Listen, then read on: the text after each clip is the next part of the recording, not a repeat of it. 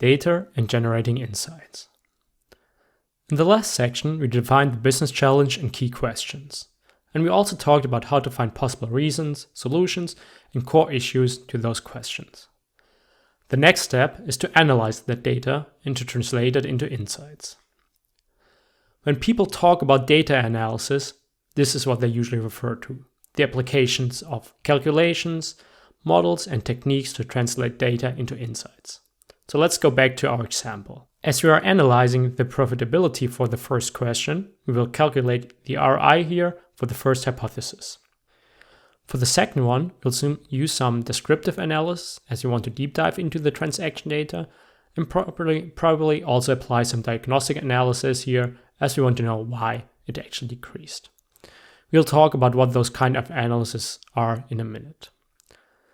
For the second question, it's again about descriptive analysis. But for the second hypothesis, we'll do some cohort analysis as well. So we'll look into differences between the cohorts.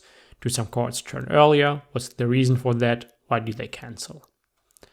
For the last question, we'll apply a method called moving average forecasting, which is very simple to use, but a very robust forecasting methodology. So the big elephant in the room, of course, is how do we know which methodology to use?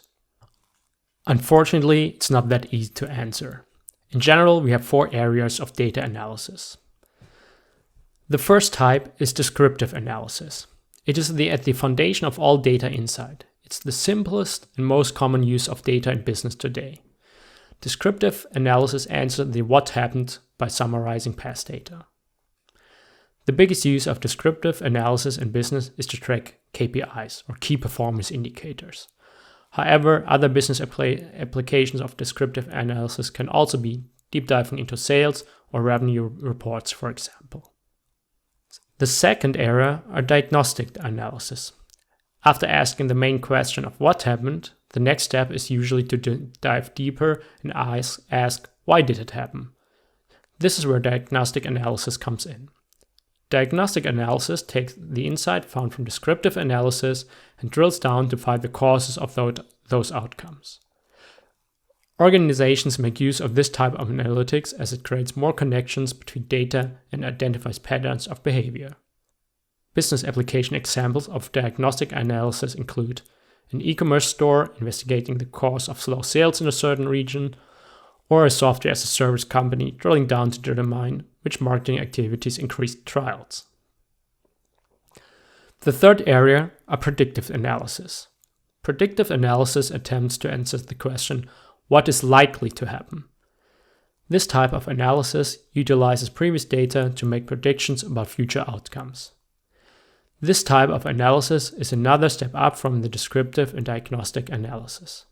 Predictive analysis uses the data we've summarized to make logical predictions of the outcomes of events.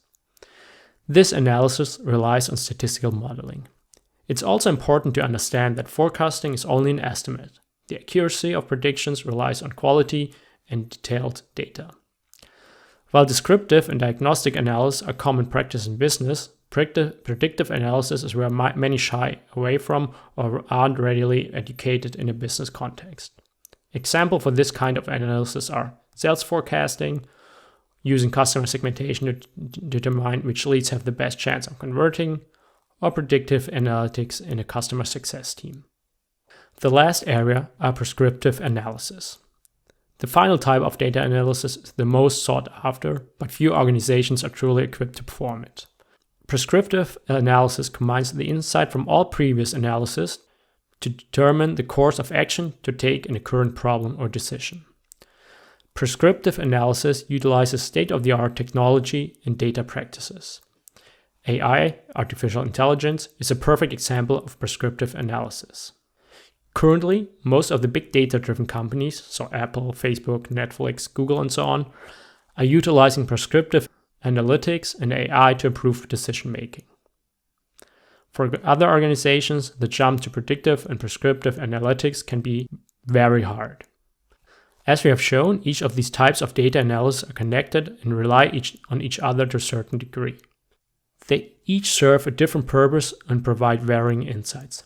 Generally speaking, moving from descriptive analysis towards predictive and prescriptive analysis requires much more technical ability, but also unlocks more insight for business. As you can see, those categories are also just merely parent category for all the different applied statistical calculations and models in each of them. And oftentimes, you can even use different approaches to solve the same problem. So that's why it's so difficult to know which methodology to use. In order to give you some practical support here, I included a sheet in this section which lists some of the most common business challenges and key questions and how I would solve them. So, which data and analysis I would use. Furthermore, that sheet refers to a course lesson for each of those questions, which explains that respective analysis methodology in detail. Last but not least, if you have a challenge which you don't know how to solve and which isn't on that list, please feel free to reach out to me.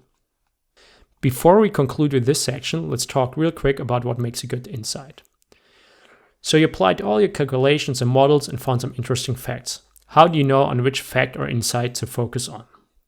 First, focus on one problem or one challenge at a time.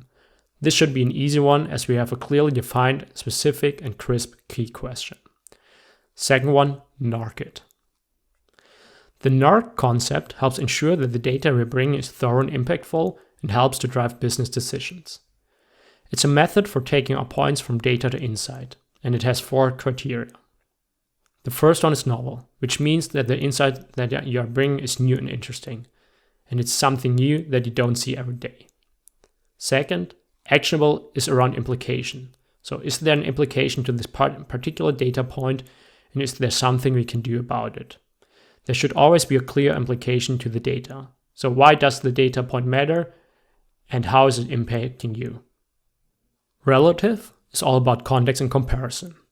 This is where we really focus on scaling. So if I was to tell you that your March sales were up 10% last year, you would maybe be like, 10% is pretty good, we were only up 9% last year. But if I can also tell you that all the other months were up 90% last year, it provides a much more relative scale, and to understand that even if you're viewing this as pretty good, it is actually not in the context of the whole year. So allowing to make a lot of easy comparisons between metrics, between pair sets, between objectives, the more we can make it simple and easy to understand where you fall in the overall spectrum, the better.